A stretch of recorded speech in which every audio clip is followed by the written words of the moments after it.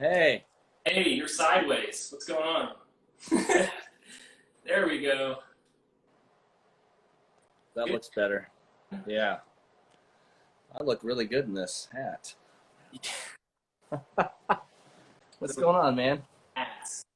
It's not much, man. How are you I doing? was gonna shower for you, and then I was like, well, it's getting late, and I thought I'd Might, do this instead. might as well keep it natural, right? Yeah.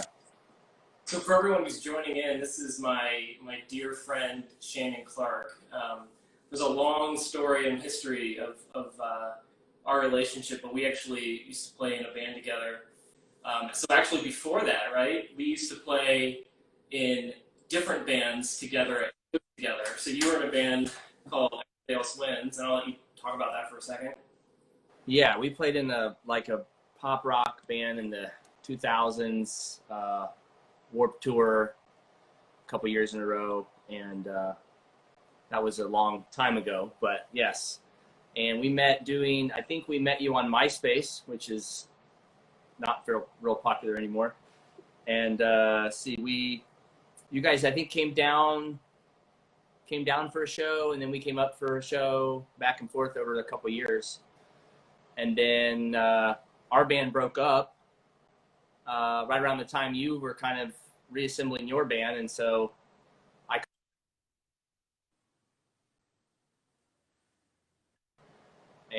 so we did, and here we are, And here we are, all this and that's the story. It's not that exciting. there It is are exciting though.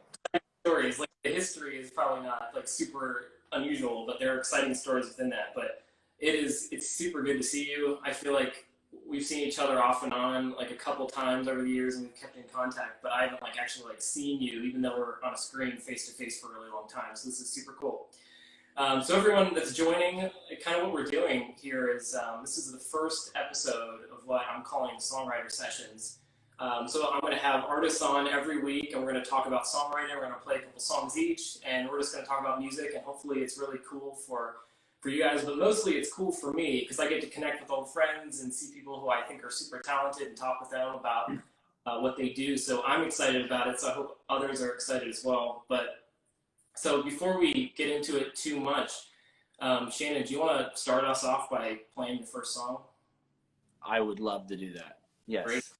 Yes. I was trying to figure out what songs to play, and I was like, well, I have a lot of songs that are older that I don't do anymore as much, and I thought it'd be kind of neat to do a song that I used to do in our band. So we were in Goodnight LA. I wrote a song called Once in a While, and I was always super proud of it. I wrote it about my wife, and she's the better half, much better half of me than I'm very lucky man.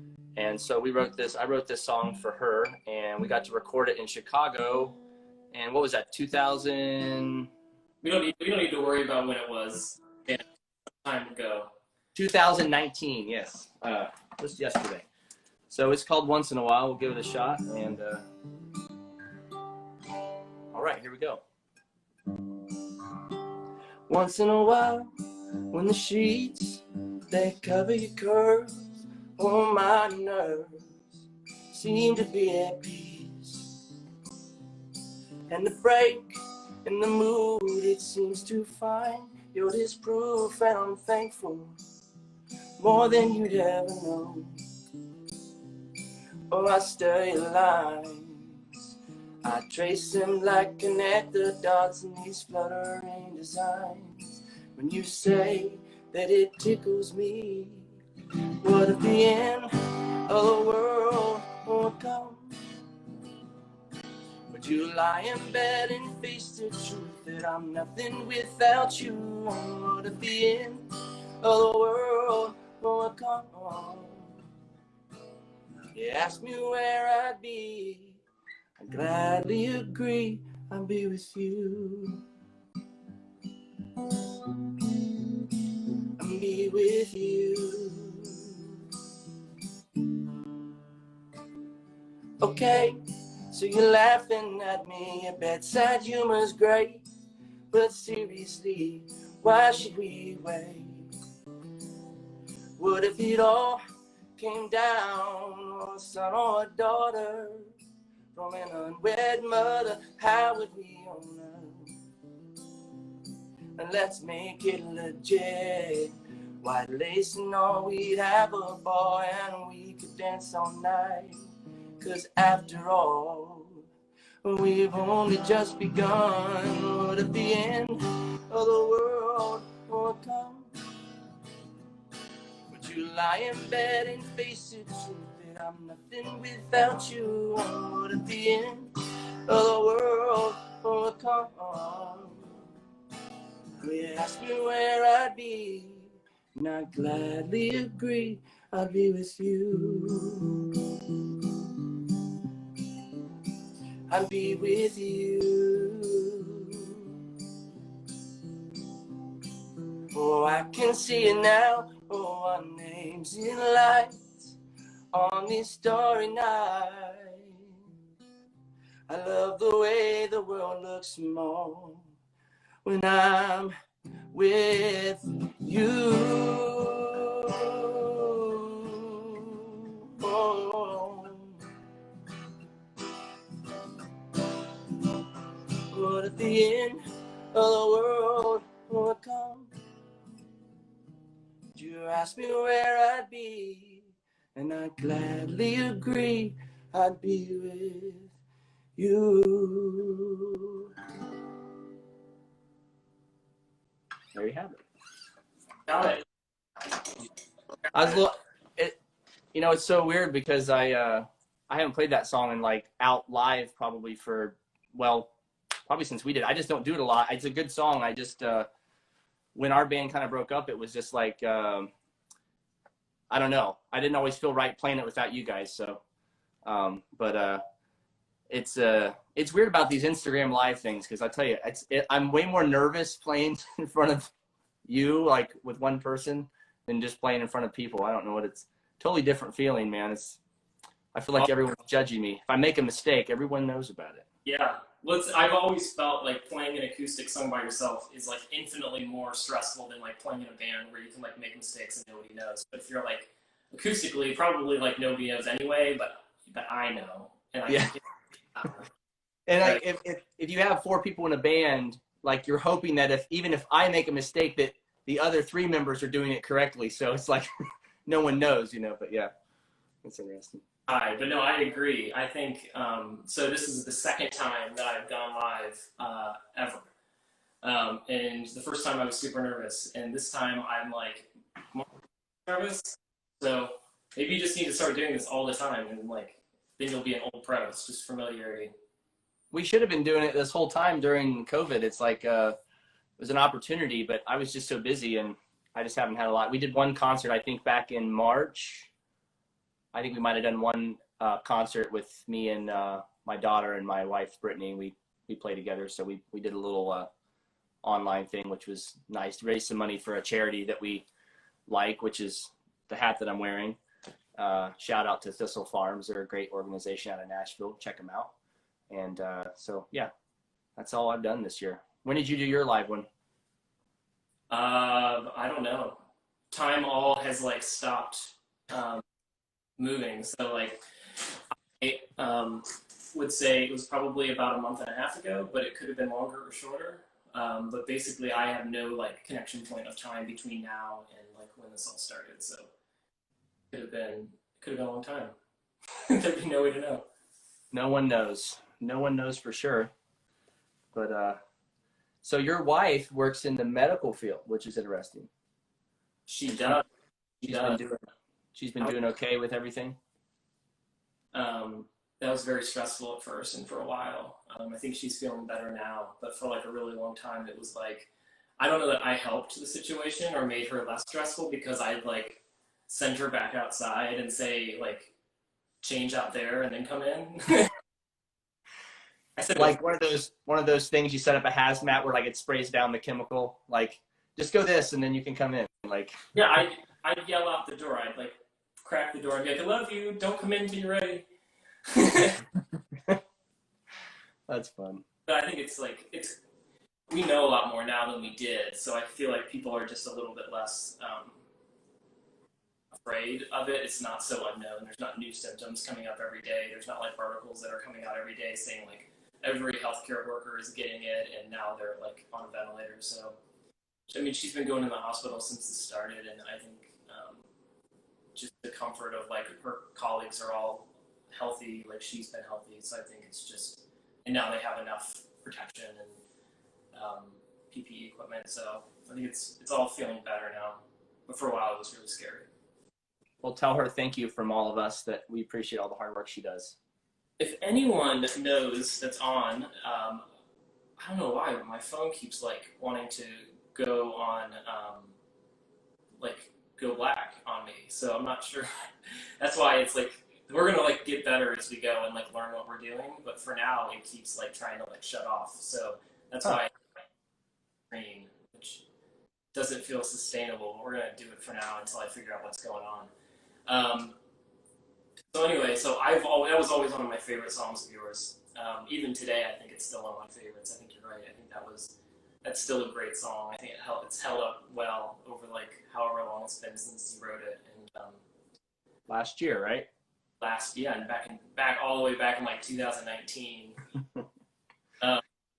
So what? Are we wearing the same shirt? Are we? We both have gray. It must be one of those things that awesome songwriters wear. Apparently, gray V-necks. So yeah, I guess so. What things I told Shannon before the show? One, play an old song. That would be cool if we talked about our old history. Play an old song. Wear a gray V-neck so we can match like the old days. Remember we used to match on stage? We used to all wear black shirts and ties. We did. I forgot about that. Like the Motown type of. Yeah. Look.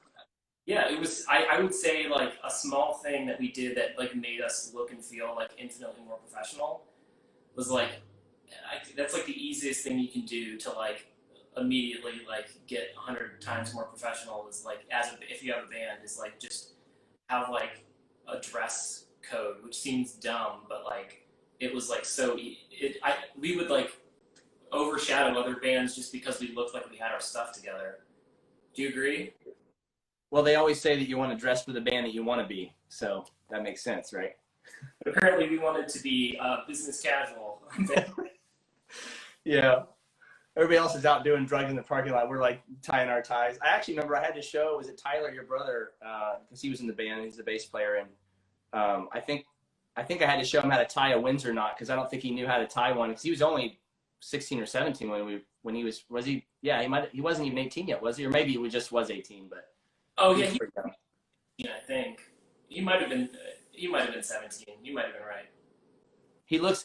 See, on the back of our first CD, the picture that was taken. If you look at your brother, he looks just like John Mayer. Like it's weird. I think so. And that just that black and white picture. If you look at it, it does reminds me of that. Just an odd fact. So people may look. Was John Mayer in the band? No, John Mayer was not in the band. That would have been cool though. If he was. That didn't just say make your own assessment. It could have been. Yeah, maybe it was before he made it big. I don't. Although that would make us way older than we are. John Mayer, before he made it big, was in our band, so maybe we don't want to. So what I'm going to do is like my phone keeps wanting to like shut off. I'm going to switch to my iPad. I'm going to end the session really quick, and then I'm going to start it again. So just be ready. I'm going to send it through on my iPad, so everyone's watching. Reconnect. In just like 1 minute, my phone just keeps wanting to turn off, and it's going to turn off while I'm playing a song, and we're going to end up doing it anyway. So might as well just get ahead of it. I'm going to go to the iPad, and then everyone join back. Every week's going to get better. It's like a learning experience. So, all right, we'll be right back. All right, commercial break. Man, if you would have seen the plans I had for our video setup, you would have been, I don't know, probably not that impressed, but like, it was going to be awesome, and then I don't have the right cable, and then, oh man, Michael, I see Michael there.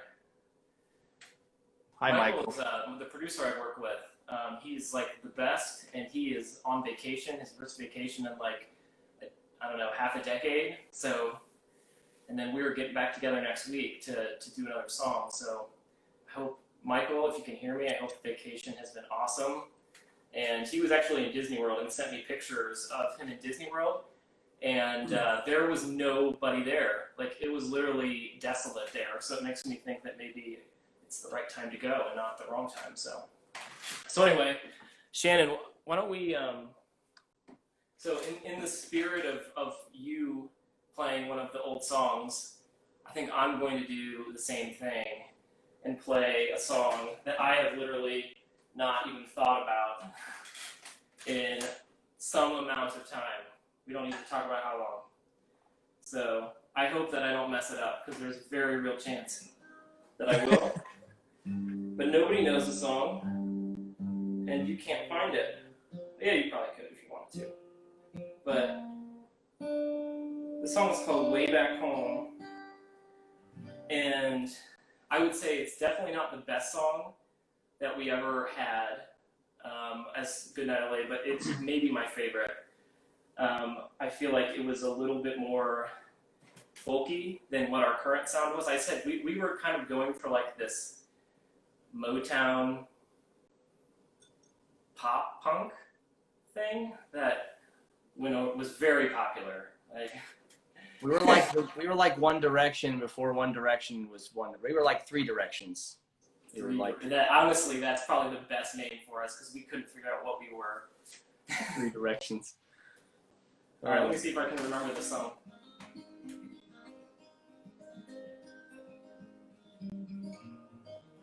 That sounds familiar, right?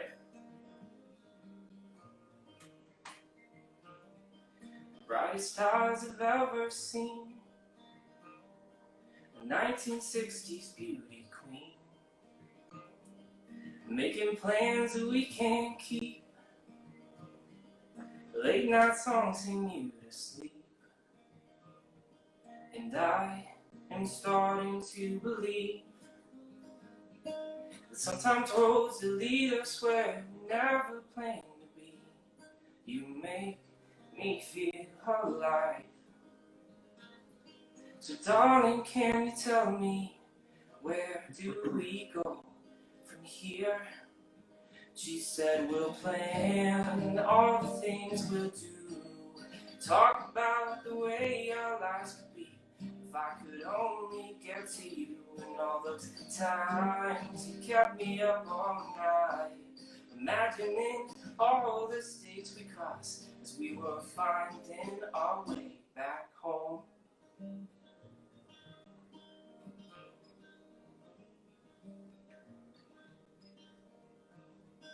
I'm paving roads to lead to you, reinventing words I thought I knew, some clever words that I could say to make everything go away. And I am starting to believe sometimes roads that lead us where we never planned to be. You make me feel alive. So darling, can you tell me, where do we go from here? She said we'll plan all the things we'll do, talk about the way our lives could be. If I could only get to you, and all those times you kept me up all night, imagining all the states we crossed, and we are finding our way back home.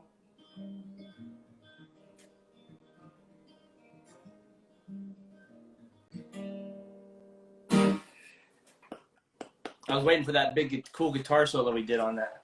I know. I was messing with it yesterday, and I didn't end up doing it because what am I going to do? Like, that was like the coolest part of the song, and I was like totally. I remember sending the song to you, and you like coming back and like with this idea. You're like, I think I have this really cool guitar solo, and I remember thinking like, in this song, okay, whatever.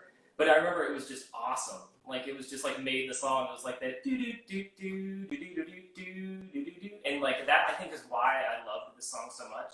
Is because like at the end of it on the record, like there was these like swelling horns and like that super catchy, and it's just like a celebration of this like the song, and I just loved it. So it was so cool, and that's still like to this day probably my favorite of the songs we did. I would say there were better songs for sure, but like something about the song, like maybe like it was the first time I like tried to write lyrics in a better way. Yeah. I would say like if I were like to go back to like previous me and like give myself advice of like what to do better, it would be like not be so lazy with lyric writing, which I would say like I was just super lazy. Like I was just looking for like, I think it was because the songs didn't mean much that like it was hard to write them. So it's just like how do you piece together words that don't really mean anything,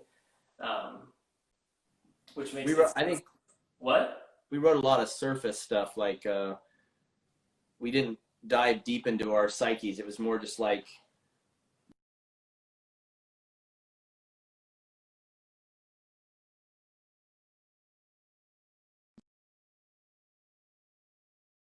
because your new stuff's way more in depth, and I think it just shows as you mature. Sometimes it's easier to write after you've got something to write about. I guess is the best way to say it, but at least for me.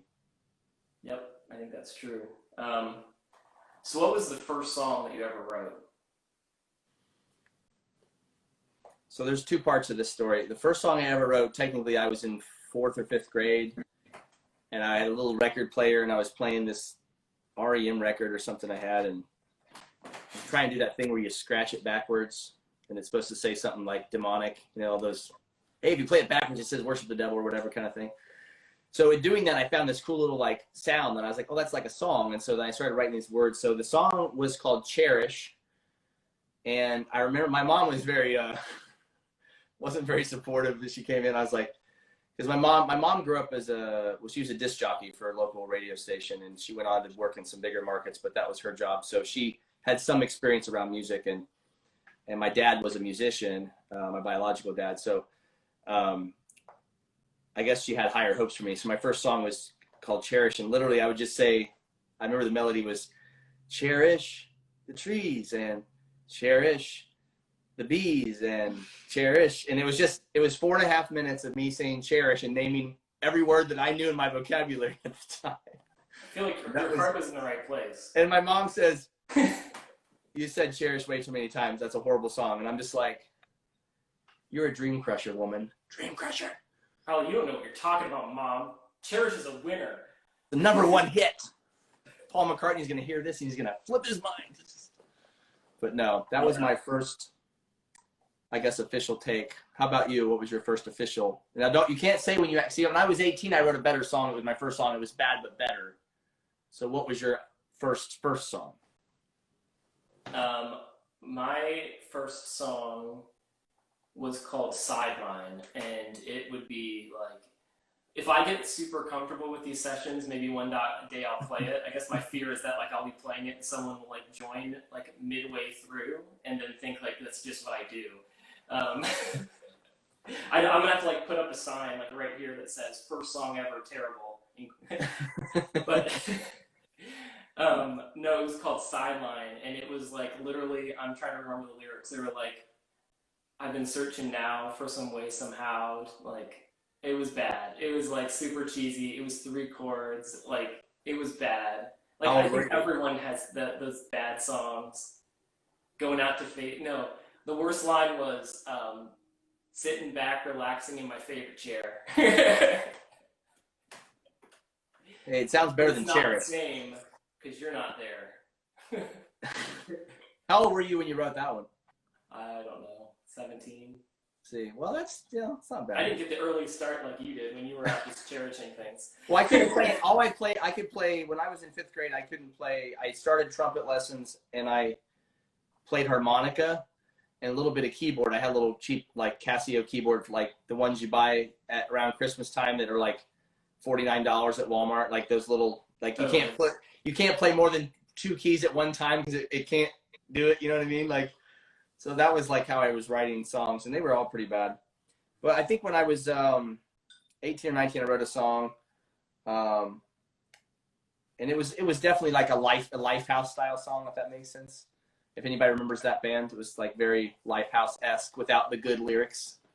So it wasn't great. But. That's where we all start. So if you're like listening and trying to write a song and it's terrible, everyone's is terrible. It takes like a lot of songs until they're less terrible, and then they start getting better. Yeah, the best advice I ever got from a friend of mine who was an NYU graduate, and he went through a lot of writing classes, and he just said his instructors always said, you know, just write everything out. Anything in your head that's in your head, write it. He's like, even if it's like a shopping list, it doesn't matter. Like whatever you have in your head, write it down, no matter how awful it is.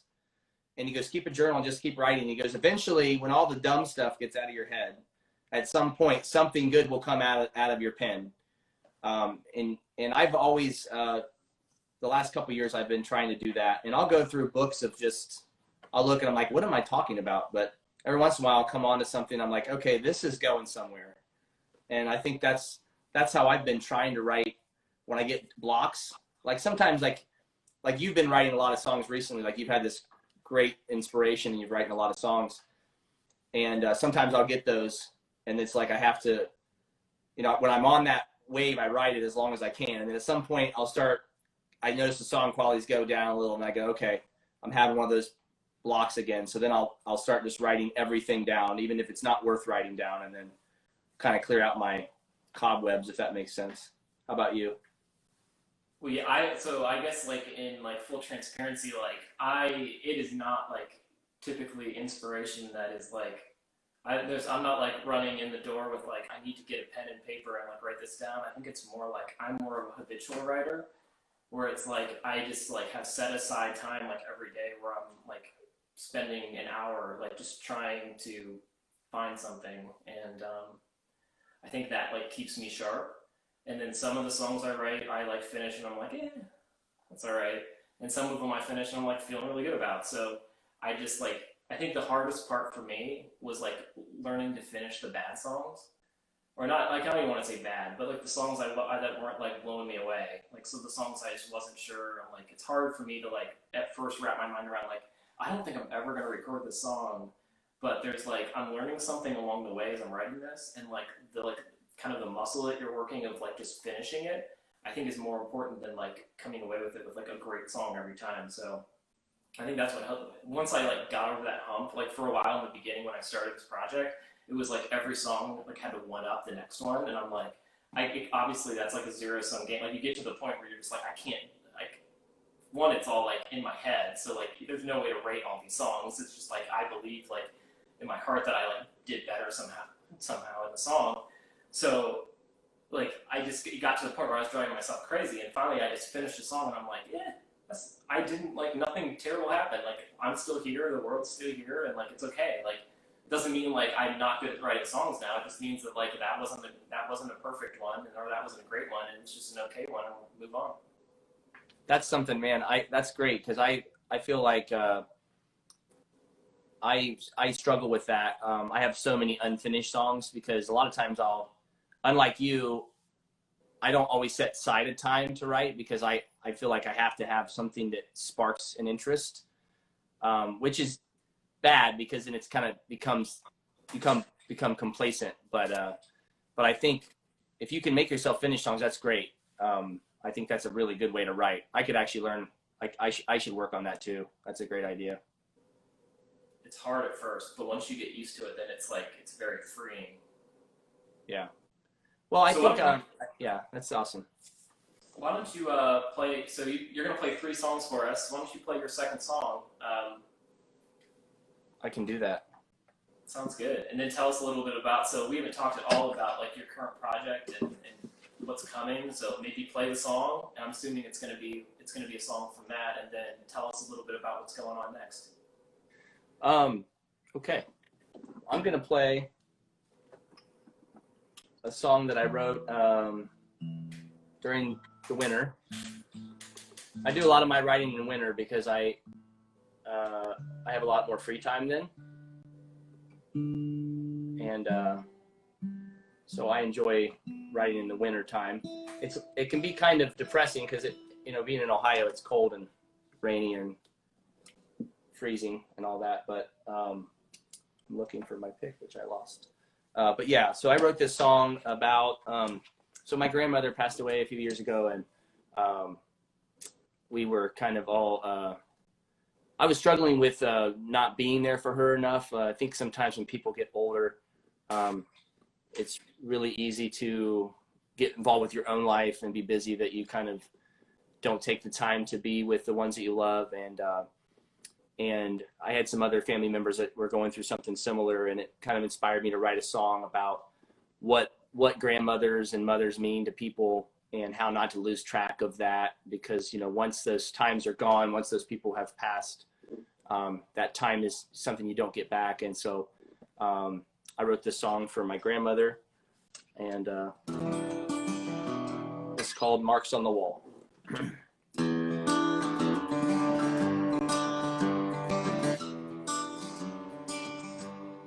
All of those years you broke her back. You can't even stand to watch her pass. Room full of pictures of people who care. They're no longer there. She bent her knee, tucked you in and kept you clean. Rubbed your legs when they would ache. You won't do the same. Yeah, the doctor comes once a week, and her sister comes over from Deer Creek, and she stays long enough to be seen, if you know what I mean.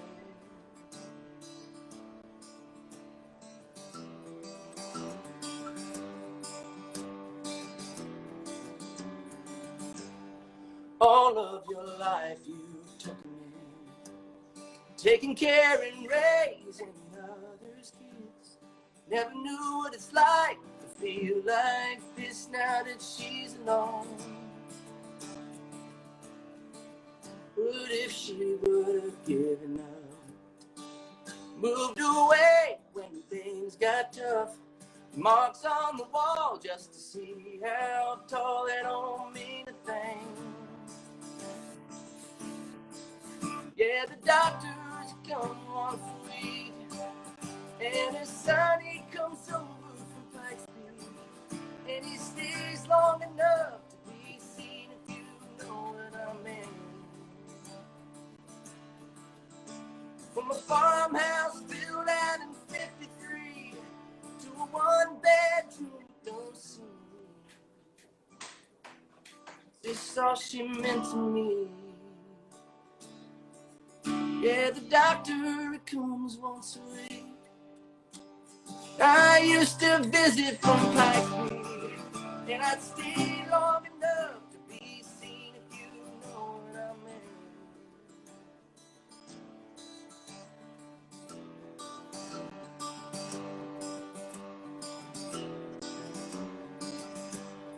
I want to raise a voice to arms. You can't even die on your own terms.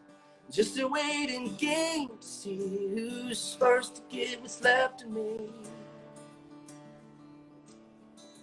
What if she would have given up, moved away when things got tough? Marks on the wall just to see how tall, they don't mean a thing. There you have it. Yeah, I love that song. I remember you sent it to me a little while ago, and I remember thinking it was super strong then. Do you have plans to record that one? Yeah, so we went into the studio and did a live recording of it with me and my daughter Navy. It was just me and the cello. We have a cello player in our band, and then we just kind of recorded it like a live take. We're going to record this winter. We're going to do a full length CD. Hopefully that's the goal. And yeah, that's one of the songs.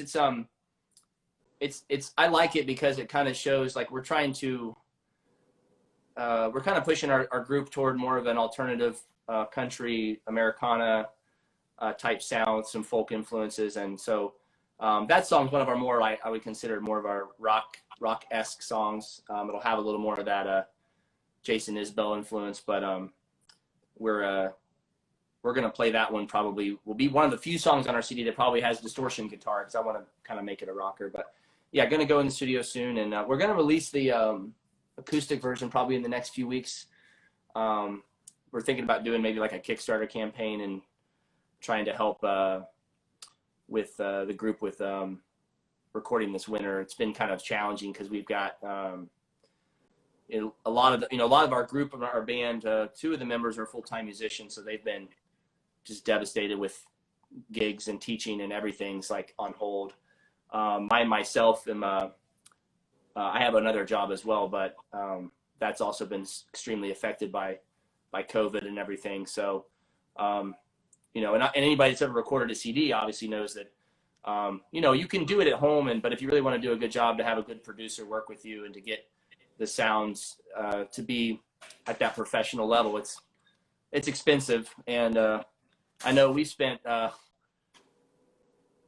know you spent a lot of money. We all spent money, but I know you forked up a lot when we did that Goodnight LA CD. That was just a big project, and recording's not cheap. So for musicians who aren't working, who aren't touring, to go into a studio and drop, $10,000, $20,000, $30,000 is a lot of money. And that's honestly sometimes what it takes to put out a solid, good record, So, but yeah, anyways, I'm off subject, but yeah, go ahead. Sorry. Oh, no, you're fine. No, I think you bring up a good topic, because like one thing that like I am terrible at as a musician is like also like self-producing, which I've like had these like visions of that being a thing that I could do, and it's just totally not. Like I have like bought equipment, I like had a setup, and I'm like, all right, here we go. And then like it took like 20 seconds in to realize, oh my gosh, I hate this. I just can't do it. Like it's just a different part of your brain, and like it like pulls me out of like what I like and what I'm good at. So for me, it's just like I am in awe of people who can like self-produce their own music and like write a song and then like do everything, and then mix and master. Like I don't understand. Like those people, I find super talented. So yeah, I'm the same way. I have all the equipment to do a record, but I lack the. So I use my stuff. I'll use it for demo stuff, like for ideas. If I have something I want to throw down, like I can get a decent demo, and then other than that, it's pretty much sits here collecting dust most of the time. Yeah, and I feel like there's always these like hopes that like I remember talking when we were doing Goodnight LA, and like it's come a long way since then, that like we were gonna somehow do the song, like do a record on our own. We were gonna like self-record it or produce it, and yeah, like that was unreasonable. I think it takes the artist out of the artist creating frame, and it puts you in more of like a director frame. Like a producer's brain is direction. It's like moving you this way. But I think your creative side of your brain, it's a different side, like you said, it's a different side of the brain. And I think some people have that. Like I know, like Billie Eilish's brother, Phineas, like he said he produces a lot of her music, and his brain works a lot like that. And I'm guessing her brain probably doesn't work that way. And they do great stuff, but not me. I just stick with what I do. Totally agree. So for those who are just joining, my name's Travis, and I release music under the name The Satellite Station. And then joining me today is Shannon Clark, who releases music under his band, which is Shannon Clark and Sugar. And this is the very first episode of Songwriter Sessions. So we're going to talk a little bit. We're going to play some songs. So we played a few songs so far. I think each of us are going to play one more. We'll talk a little bit more and close out, and we'll talk about what's coming, what's on the horizon for you, and then I'll talk a little bit about some songs that I have coming out. Does that sound good? Sounds awesome. All right. So I thought a lot about what I was going to play. So I decided to play an old song that was like from a different band, and another newer song, but one I also feel like I wrote probably 9 months ago that I've never recorded. So for those that are on that are hoping to hear like one of my songs that you've heard before, sorry, I'll do that next time. But this time I'm going to play a song called Take It Slow. And it's one that I've always really liked, and it's been like in contention to get recorded a few times, and then just has never made the cut. But it's always been one of my favorites. And it's about just like I have a problem with like slowing down and taking a break, and not always trying to like push things a million miles an hour. So this song was like me kind of reflecting on that, and this is what came out. So this, I'll stop talking and just play it.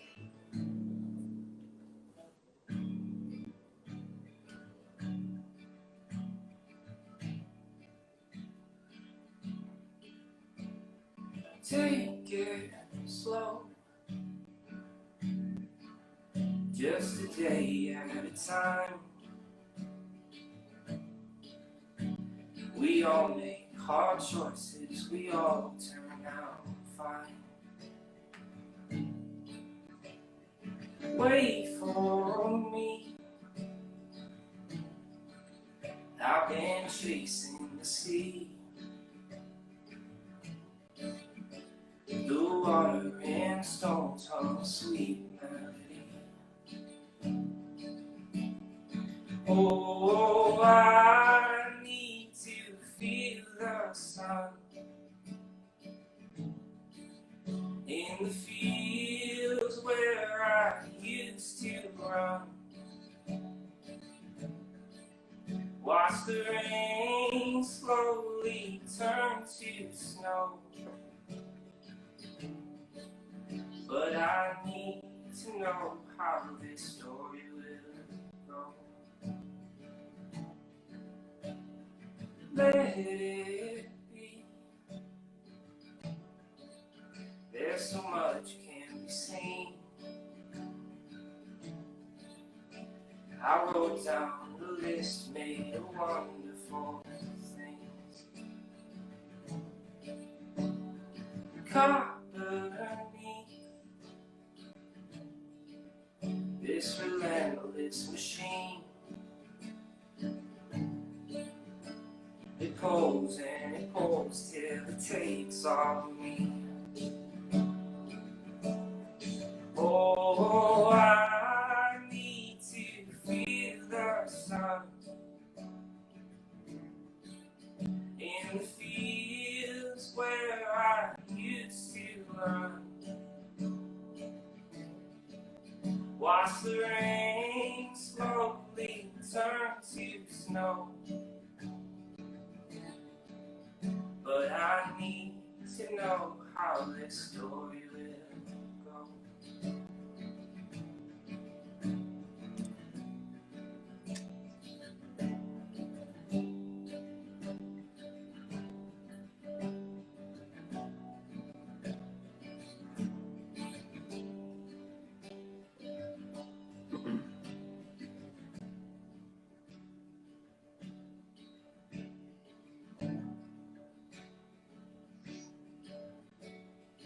Take it slow, just a day at a time. When you look back too far, you just get left behind. Oh, I need to feel the sun in the fields where we used to run. Watch the rain slowly turn to snow. But I need to know how this story will go. And that's that one. So Yeah, you should. You definitely need to put that on your next top of your list. I like that a lot. Thank you. I like that one too. It just is never. Sometimes when you pick a song, it's not always about like, I don't know. It's weird. It's like what's the right song for the moment, and like what was the last song, and like I don't want to do like 3 sad, depressing songs in a row, and I don't want to do like 3. Well, there's not a lot of like super upbeat, happy songs, but there are. I don't know why I like tend to write like more introspective, soft, depressing sounding songs. But I think it's important to have a balance, but I know I tend to write. Well, you know, when you're inspired to write something, a lot of times I feel like it's usually because you're going through something, and a lot of times when you're going through something, it's a struggle, and so it's hard to write like a fun, upbeat song. But I think that song would sound great with just like you and your guitar. Like it sounds like one of those songs where I could just sing it at the campfire. You know what I mean? So I think it's great. Yeah, that's been one thing that my producer and I started doing. So because of like the schedule that I've set to write songs, like I have a lot of them. So sometimes it's like picking children, like your favorite child, whenever it comes time to record. And there are songs that like I wrote a long time ago that I'm like, some we've like literally retired. Like we have this big list and we're just like, that one we're just never gonna do. And this one we're never gonna do. And then there's some that like just kind of hang out at the bottom of the list. So we started doing these like acoustic tracks, like in between like the normal releases, just to like give those songs like some life and like let them out, even though we weren't sure that they were like either set for like a full production or maybe they just sounded better stripped down, and that was like the kind of the right way for them to like come to the world. But that has been like a nice way to like bring some of these songs that I wasn't sure that I was ever going to record like forward. So maybe that'll end up being one of those. I like it, man. I always say, I feel like when you write, you should always write a song that means something to you. I feel like you'll be happier with yourself in the long run if you write music that you love, because people, I feel like an audience will find that music, and they'll love it because you love it. And I've always felt like, you know, in 10 years or 20 years from now, like, do you want to say, hey, I wrote this song that means nothing to me and it was popular, or do you want to write a song that meant something to you and someone found that as a positive thing in their life? So I feel like that's important. That's how I've tried to write that way the last few years. Every time I try to steer away from that and say, okay, well, I'm just going to write something that's going to be like popular so people will like me, it's like always comes out super bad. I remember that song. Yeah. What was the song that you had in Everybody Else Wins? I remember you told me that's exactly what you did. It was like Swing Back. Like all of our songs. All of the songs. We had some songs that meant something to us that our fans connected with. Autumn is a Great Day for a Wedding, you know, songs that were actually personal. But like, yeah, Swing Back and Alibi for Heartbreaker, those were just upbeat pop songs that were written from the perspective of getting some young people out to our show. It wasn't written because it meant anything. You know, and again, those kind of songs, they have a timeline. Most bands that write those kind of music, they may have a height of success, but once the popularity of those songs is gone, then you're like, who's that band from 2000? I don't remember them. Oh yeah, they had that one song, and that's always what you say. Yeah, they had that one song, and I'm sure no artist ever wants to have that, but it happens, and I feel like it's important to write. Always say, my first thing I give songwriters tips is, write what you know first, because you're always going to write from experience better than you are from non-experience. And then write something that you love that means something to you. I think if you can follow those two things, you're set for at least a good direction to start. You know what I mean? Yeah, I totally agree. So we've got about 6 minutes left. Why don't you play your last song, and then we'll close out. And everyone who's watching, everyone who has watched, I'm going to put this up on the page. So if you've missed it and you're watching later, thank you for watching. I hope this is interesting for you. This has been a ton of fun to reconnect, Shannon. So I'm like, thank you for doing it. Super excited. It went by so fast, man. It goes by, yeah. So, okay, I was either going to do Carry Me, which is a song on our Spotify. I think I'm going to do that one. I was going to do another new one, but that way people who don't know me will know at least this song is available on Spotify and other musical platforms. And I wrote this song actually on my last record. We re-released it about a year ago, and we just did a music video for it. And it is getting some attention, so it'll be out here in a few months. We've got a few film festivals that we are entered in contention for Best Music Video.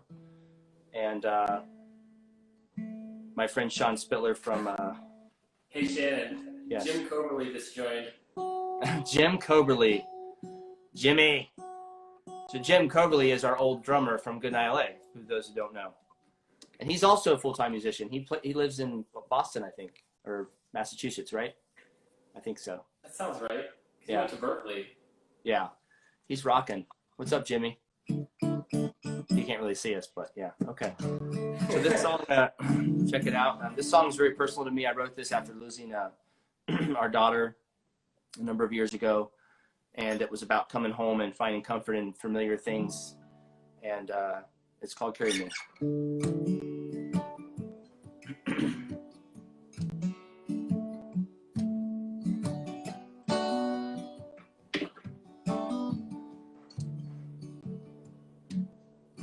Never thought I'd miss this Ohio. Never thought I'd race to see it, son. But I buried my mother's mother and father, and I watched my little girl waste away in this rocky world. And I know I'll never, ever be the same. Carry me home. Carry me home. Carry me. Never thought I'd miss these fields of gold. Didn't think I'd sell everything I own. But I can't mistake the way this wind is changing.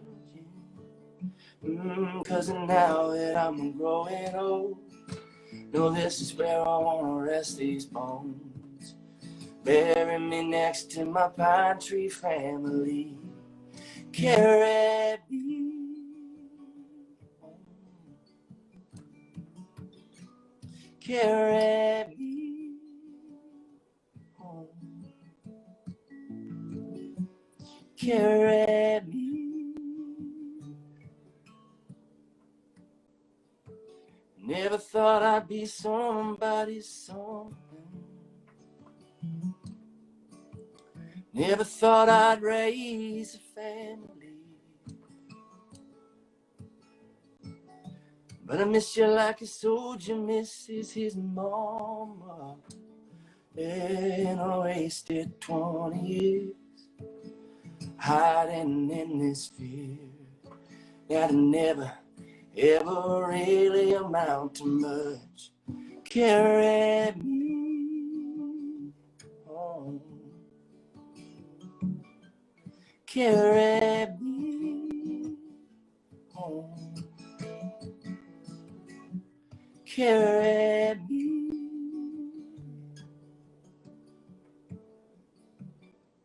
Carry me home.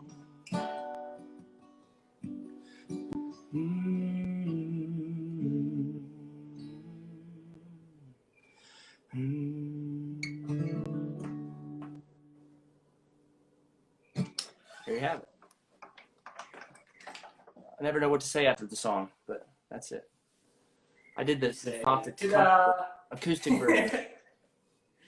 But I remember when I first wrote that song, I had a hard time playing it out because it was such a personal song, and I refused to play it for a long time in front of people if they wouldn't give me their full attention. Like if there was people talking and like drinking or something at a club, I'm like, I'm not going to play it because they're not listening. It's like one of those songs you play at like a songwriter's night, or because, you know, it's like some songs you just want people to hear it. And it's like, if they're not going to hear it, it's like, I'll save it, you know.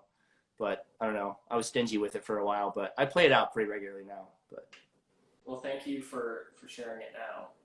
Yes, it's a great song, and you can I can tell like when you play it that obviously it means a lot to you. Well, thanks, man. Well, thanks for having me on today, man. It was fantastic. I wish you all the wonderful successes in your journeys of songwriting, everyone in songwriter land, and always keep writing. So just, I guess, to close us out, everyone who watched, everyone who's watching later, thank you so much. My name's Travis, and I release music under the name The Satellite Station. if you want to hear more, go to Spotify, Apple Music, go on my Instagram or satellitestation.com. And so for me, I have a new song coming out on August 28th called Need You Right Now. I'm super excited about it. And then that's it. So tune in next week. We're gonna do this again. And our guest is going to be Jenny Kern, who is a super talented singer-songwriter as well. And then Shannon, why don't you just remind everyone who you are, and then we'll sign off. I am Shannon Clark, and I play in a band called Shannon Clark and the Sugar. You can find us on Spotify and all that digital stuff if you'd like. Website ShannonClarkSugar.com, and we're a family band. My daughter and my wife both play with us, among other talented musicians. So check us out, and we thank you guys for all the support, and thank you to Travis and the Satellite Station for having us on today. All right. Bye, everyone.